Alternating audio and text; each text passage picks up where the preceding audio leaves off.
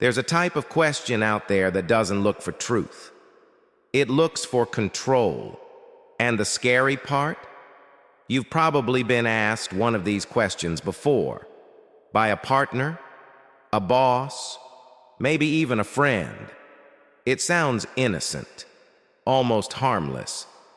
But then you walk away with that knot in your stomach asking yourself, wait, am I the problem?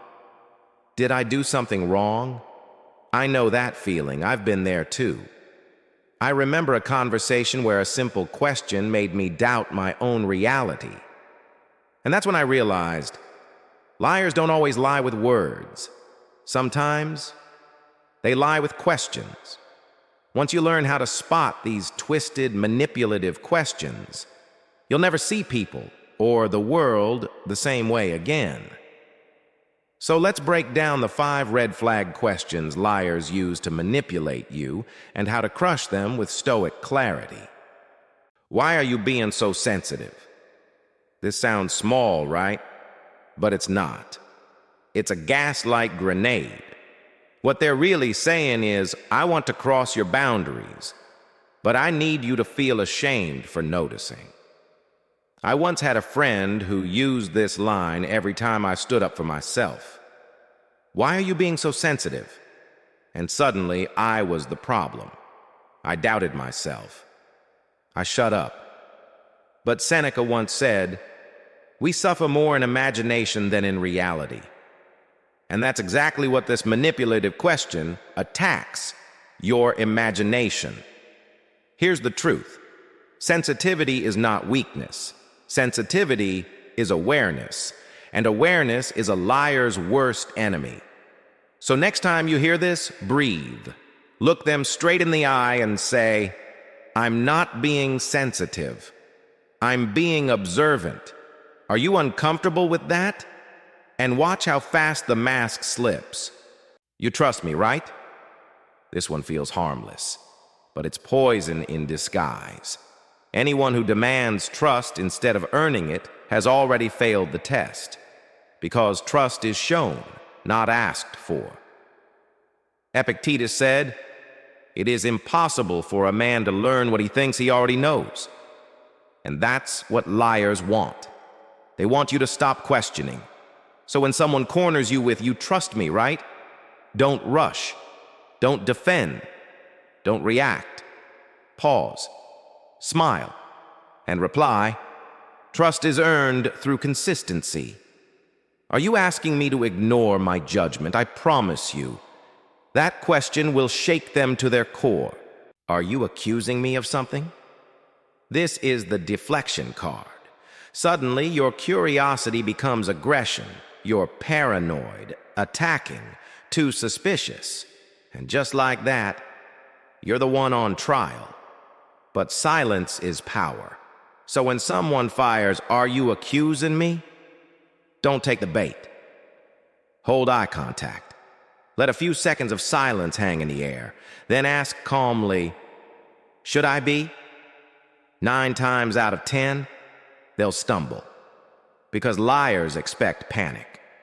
What they don't expect is power. Would I ever lie to you? This one is theater. A performance. They want you to imagine them as too noble, too good, too shocked to ever lie.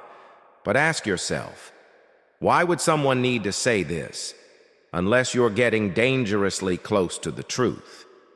Marcus Aurelius warned, do not waste what remains of your life in speculating about others. And that's the trap here. This question drags you into speculation instead of observation. So don't play their game. Flip it back. That's not the question. The question is, would I know if you did? That's the floodlight. And liars can't survive in clarity. Can't we just move on from this? This is the liar's last defense. Exhaustion. What they really mean is, I don't want accountability. I want you to get tired and give up. I've been there. So worn out by arguing that I wanted peace at any cost. And that's exactly what manipulators want. But Marcus Aurelius gave us the antidote. If it is not right, do not do it. If it is not true, do not say it.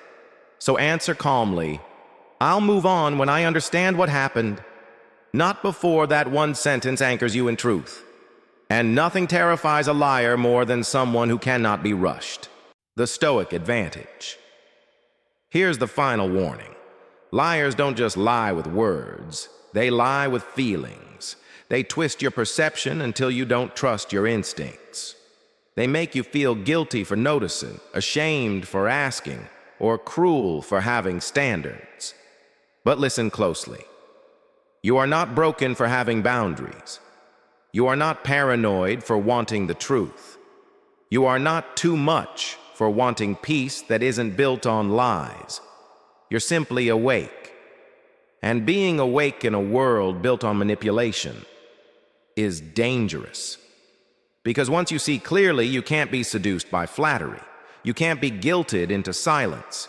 You can't be turned into a pawn in someone else's game. Remember, these 5 red flag questions are chess moves, and once you see the moves, you stop being the pawn.